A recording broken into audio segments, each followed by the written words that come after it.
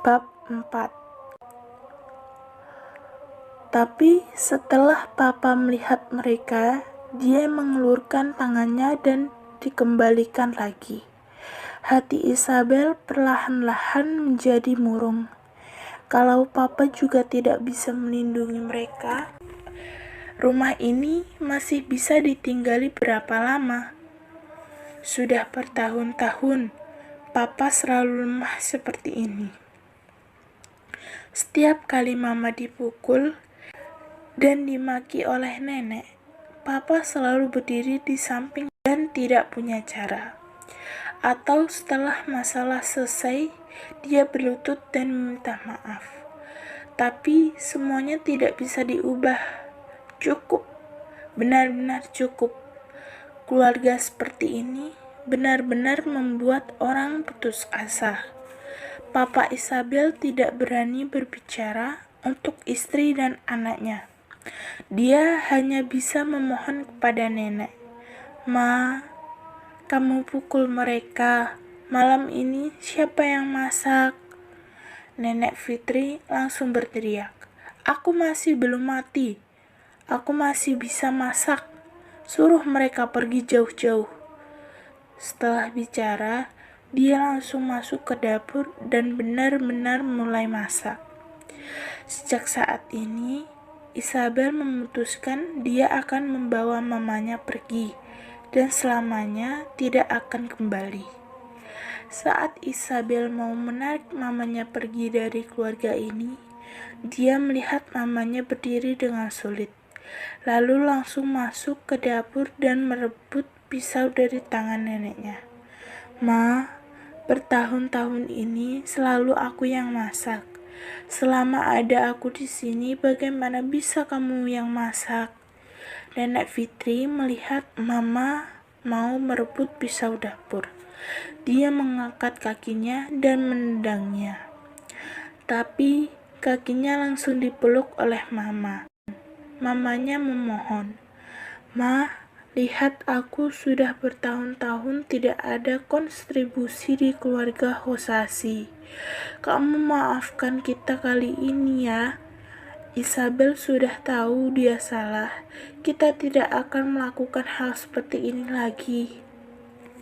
Umur kamu sudah tua. Bagaimana mungkin kamu melakukan hal yang merepotkan seperti ini?" Mama Isabel memohon tiada henti. "Pekerjaan rumah di desa sangat berat. Badan kamu juga tidak sanggup."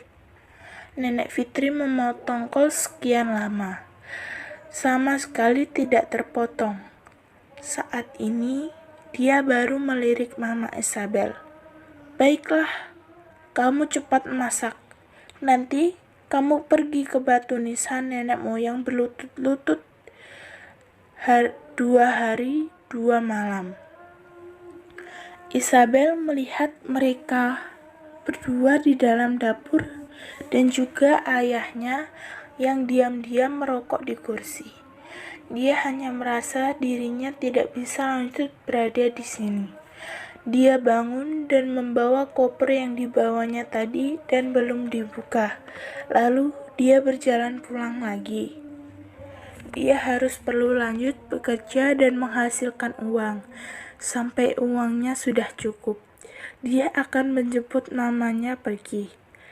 Di dalam mobil kembali ke kota, air matanya lagi-lagi mengalir. Tiba-tiba HP-nya muncul satu pesan. "Isabel, 2 hari ini kamu kenapa?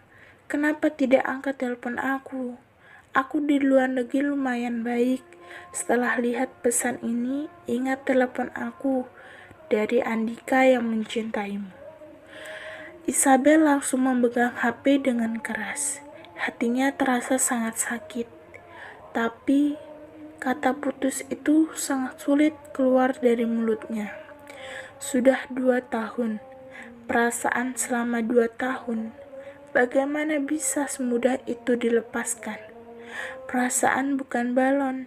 Ditusuk 1 kali akan dianggap tidak pernah ada. Isabel hanya bisa seperti burung unta, mengurung dirinya di pojokan dan menolak telepon dari Andika berkali-kali. Untuk mengurangi dipotongnya uang bonus dia, Isabel istirahat 1 hari. Sampai luka di badannya sedikit membaik, dia masuk kerja dan lanjut melakukan pekerjaannya yang tidak penting. Setiap pagi, dia bertanggung jawab untuk memesan susu, kopi, dan jus buah untuk semua rekan kerjanya. Dan juga dia bertugas untuk mengantar koran ke meja setiap orang. Dan juga ada orang memberikan pekerjaannya kepada Isabel, walaupun pekerjaan itu bukan milik Isabel. Isabel juga pasti akan menerimanya dan diselesaikannya dengan lembur. Dia adalah wanita yang sangat biasa sampai sedikit rendah diri. Tidak ada latar belakang dari sekolah ternama. Tidak ada pengalaman belajar di luar negeri. Bisa bekerja di perusahaan multinasional seperti ini, dia sudah sangat puas. Waktu lewat sangat cepat. Di hari yang sibuk, membuat dia tiba-tiba merasa 1 bulan lalu malam itu, pria itu, dan juga kejadian yang membuat sakit hati itu. Semuanya adalah mimpi buruk. Isabel seperti biasa mengirim kopi dan jus ke meja setiap orang. Lalu dia meletakkan dokumen yang dibuatnya kemarin saat lembur di atas meja mereka. Di saat ini, para rekan kerja masuk ke ruang kerja. Pagi, Isabel menyapa mereka dengan hormat, tapi tidak ada orang yang peduli dengannya. Isabel menarik kembali tangannya dan siap-siap kembali ke tempatnya lanjut bekerja. Di saat ini, kenapa departemen logistik tiba-tiba datang dan menyapanya? Pak Direktur tiba-tiba mau rapat. Semua harus ke sana bantu.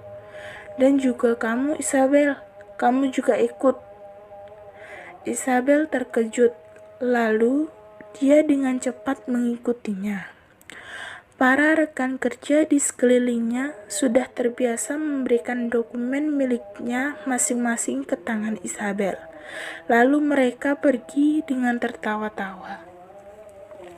Mereka dari awal sudah terbiasa. Selama ada Isabel, mereka tiba-tiba seperti tidak punya tangan. Tidak peduli urusan apapun pasti akan dikasih ke Isabel untuk dikerjakan. Lalu mereka hanya perlu memeriksa hasilnya. Untung saja Isabel juga tidak peduli.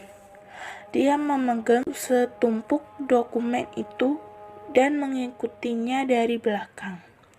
Dia memegang setumpuk dokumen yang tingginya hampir melebihi kepalanya dan masuk ke dalam lift bersama orang lain. Lalu dia minta maaf dengan orang di sebelah tanpa henti. Saat pintu lift terbuka, Isabel mengikuti di belakang orang lain dan masuk ke ruang rapat yang sangat besar. Di saat ini, tidak tahu siapa yang berteriak. Pak Direktur datang.